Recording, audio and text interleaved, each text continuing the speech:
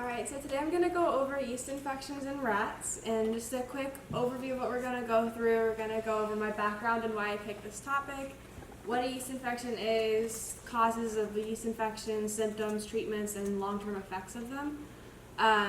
For part of my background, this is actually a lab that I did last semester in my bio class, and we were doing pap smears in rats, and so this white rat with the red eyes, the super creepy ones that nobody likes, is what we were doing them on. And so this is for Bio 135, is an introductory biology lab that all freshmen have to take. And we were performing pap smears on rats with the goal of studying the estrus cycle. And rats are a really common test subject for this because their estrus cycle usually lasts about 3 to 4 days, so it's really easy to study a day-to-day change of what's going on in the cell compositions of pap smears. So during this study, we had she's always referred to as Rat 16 in all official paperwork, but her unofficial name is Matilda. And she just kind of happened to have a yeast infection whenever we were doing this study over like the 3 weeks, I think, that we were doing it last semester. So we kind of got, I don't want to say we got lucky with it, but it was definitely an interesting like sub-study that we got to perform. So these are some of the cell samples that we took. These two were actually taken by me holding my phone like up to the microscope lens and trying to get a good picture, so that's why they're really not great. But this is actually a healthy rat that was also in the lab that I don't know her actual name, but she was rat 12. And this kind of shows like all the different cell types. So like these nice like pink ones are the healthy nucleated cells that you like want to see, knowing that that's like alive and doing what it's supposed to. These little like bluish black looking dots are leukocytes. They don't really do much. And then these like orange tinted cells are the cornified cells, and those are dead cells in the vagina. And so this picture was taken in late January, I believe, and this was from Matilda, who was the rat that we studied. And you can see here, this is at the very beginning of the yeast infection because all of these cells are still pink and healthy. You can see like this black stringy substance kind of covering some of them, but a lot of them are unaffected. Versus this cell sample here that was in like the middle or worst stage of it, where all of the cells are cornified and dead, and it's completely overtaken by this black substance.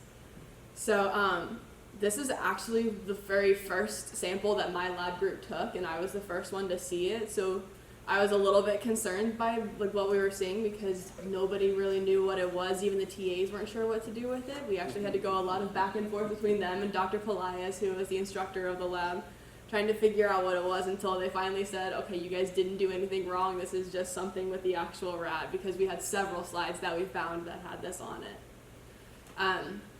So for general overview of a yeast infection, it's actually overgrowth of yeast from the genus Candida, which there are over 150 species in this genus, but only 15 are known to cause infections from an uncontrolled growth, which is the yeast infection.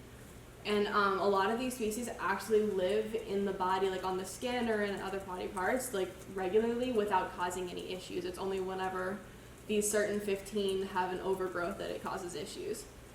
So in humans, it's actually really, really common. I found a statistic that said that up to 75% of women will have a vaginal yeast infection once in their lifetime, and about 40 to 50% will have multiple infections. And also something else that I saw that I didn't put on here, about 5 to 8% of women will actually have what are called chronic yeast infections, where they have more than 4 per year. So that's kind of insane. And then also I found out that I never knew this before doing research for this, but men can also get yeast infections in various areas. So it's not just like what we think of as a yeast infection is the vaginal yeast infection, but they can actually happen in other places. So there's what we call like thrush or the oropharyngeal candidiasis, which is in the throat area. Esophageal candidiasis is a yeast infection in the esophagus. Cutaneous candidiasis is actually a skin yeast infection. So that's going to be like any areas that aren't like ventilated. So, you know, like usually like the underarms was the main example that I found because that's where things can accumulate and it's not very well vented. And then what's called invasive candidiasis, which is where yeast actually goes and infects the bloodstream and can travel to other areas of the body to cause issues, and that can actually prove to be fatal. So if you get treatment for a yeast infection, it should clear up within 1 to 7 days and not really cause any more issues after that. I saw that if it takes like longer than a week for something to clear up, then it could be actually a more serious issue and you need to go get that checked out. So the causes of yeast infections, pregnancy is just for the vaginal yeast infection, but like medications if you're using anything that could possibly mess up hormones or any of the like balances in your body that could cause it. Any immune suppressing diseases such as HIV, the diabetes, obesity, and stress or lack of sleep, like all of those things that weaken the immune system and put stress on your body. A high sugar diet, I put this on here because that is like more specific to our rat, kind of what happened. And like also like poor hygiene, that's more for the cutaneous yeast infection, that keeps popping up. But so what we think with our rat is that the high sugar diet and the stress were like the two main causes, because first of all, these poor rats were getting pap smears done on them twice a day for about 2 to 3 weeks, which is an extremely stressful environment to be in. And then also the treats that we were given to use for them were Fruit Loops, so we kind of had to bribe Matilda with Fruit Loops quite a bit in order to get her to want to come near us in order to do the pap smear.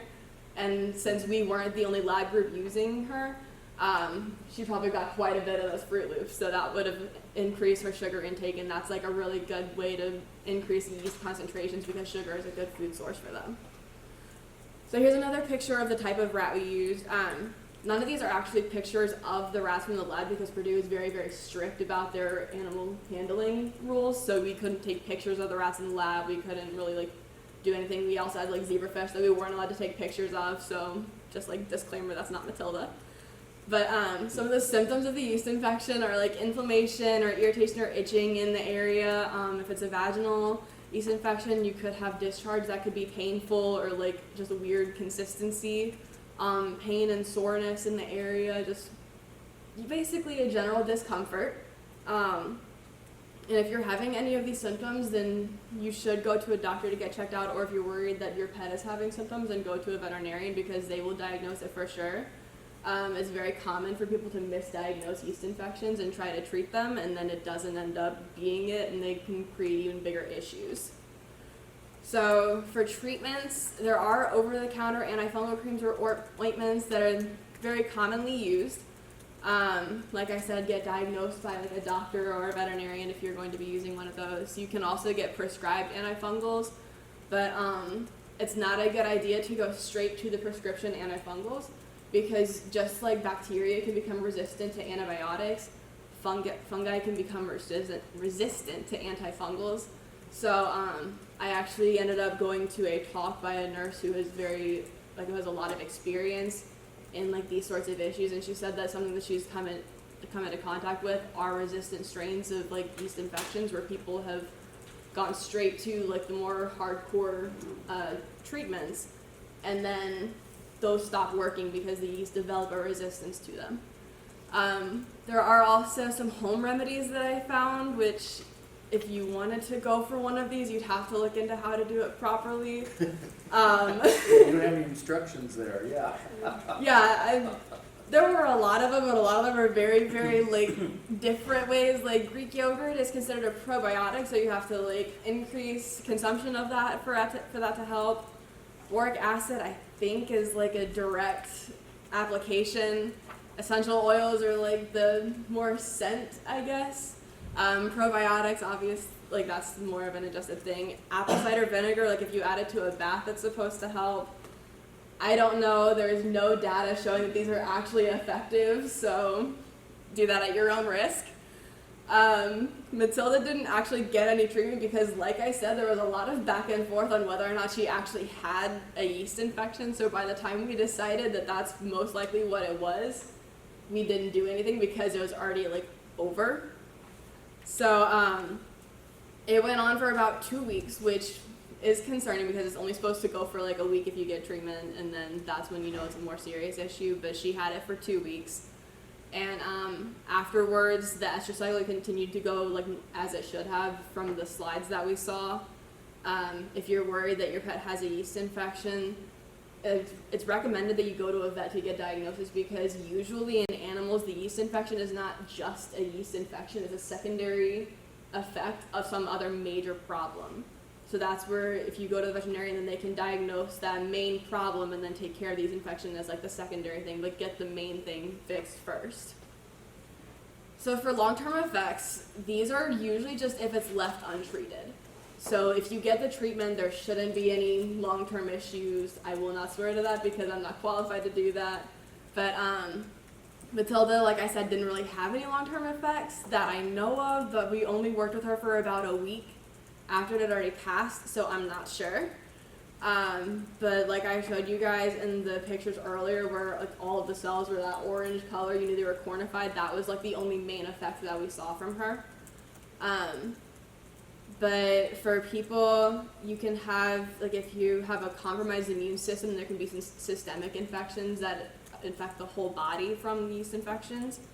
You can have invasive candidiasis, which like I said is where the yeast actually infects the bloodstream and travels to other parts of the body.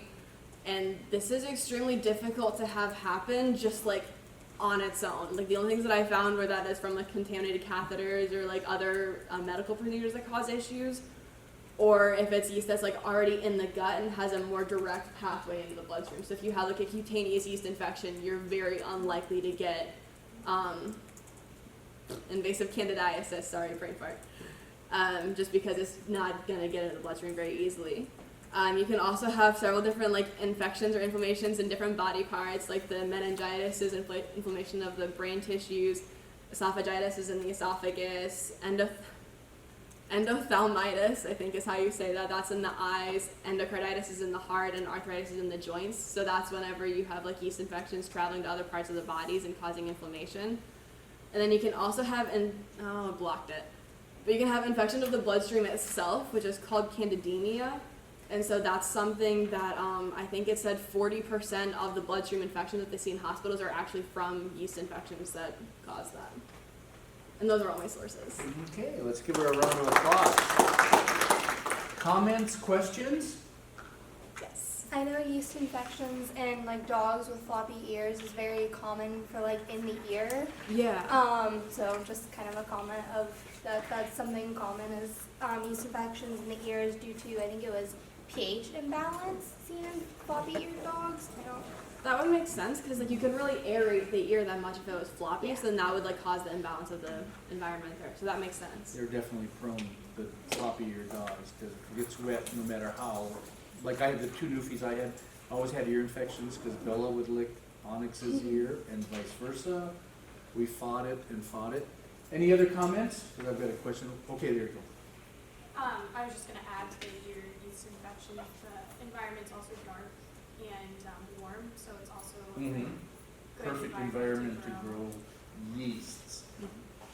There's no. Yes. I raised like floppy-eared bunnies for a long time, and like a lot of the babies in the litters, they were like so young and didn't have like an immune system built up yet, so it was almost really common for the baby rabbits with like the really big flop ears to get yeast infections in their ears. So, like it has like a particular smell. Yeah. And almost like if you're, it's not like you could diagnose it off the smell, but you kind of Yeah. like almost like know yeast when you smell. Right, over time. Yeah. This is true. Usually the thing is, if something smells bad, it is bad. But if it doesn't smell bad, then you can't say it. But that's the thing, it doesn't smell bad. It smells like rising dough. Or at least that's what my dogs always smell like. Some Yeah. people would think that doesn't smell good, but I know what you're talking about. Yeah, like I found something that said that like sometimes it has like a smell of like yeast or like dough, but sometimes it actually doesn't smell, so you really Right. can't just go based off a smell. Usually if it smells bad, it is bad, but if it doesn't smell, you're left on questioning. What device did you use to do the smear? So we actually did two different things. The version that we got like the cell slides from, if I can go back to that slide. So these were where we actually just stuck a Q-tip in there, swirled it a bit, and then Maybe rolled you it should onto say a slide. inserted. Yeah, sorry. More technical term. So yeah, we actually A Q-tip. Yeah, a Q-tip, inserted it in there, and then rolled it onto a slide, set it, and And you stained it, did you Yeah, stain? we stained it, What sorry. stain did you use? Do you That is a remember? very good question that I don't remember the Probably answer H to. and E maybe?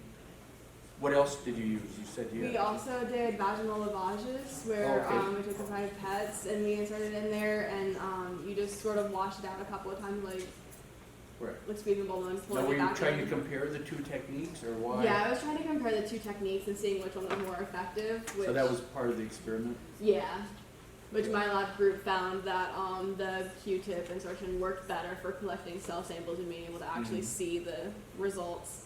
And then why did you guys call them pap smears? That's that's the question Was that that- Dr. Pillai would be able to answer. Okay. That's what she called them. And Because, pap smear is usually, go ahead, Tess, you got a question? It's named after the founder, the guy who created it, who has an insane last name that starts with Pap. Yeah. And they just shorten it. Okay, so, but in my mind, pap smear is usually centered on the cervix. Is it? And I don't know. you can do this in other Everybody's animals. nodding. So the other point is, you can do this in dogs and establish estrous cycles. And we had a dog here just hours ago that was in heat. We should have maybe thought of this. But see, that's called vaginal cytology, usually. okay. But if you're looking at the cervix, then that's pap. But maybe that's something we can resolve by Wednesday. But pap smear, I always think of cervix. Vaginal cytology, you can do for estrous cycles in rats and dogs and other lab animals. But I've never heard it called a pap smear before. That's why Yeah, I'm curious. it might have just been like an ease of recognition. Well, yeah, it might be something that everybody knows, something's gonna happen, but I've never heard the vaginal cytology referred to as a pap smear, because that's usually cervix, but Yeah, maybe they did it just because everybody could identify what was gonna happen. yeah. I couldn't. Yeah, answer who that knows, question. but it was great. Okay, we'll take a 5-minute break, and then if you're giving, there's still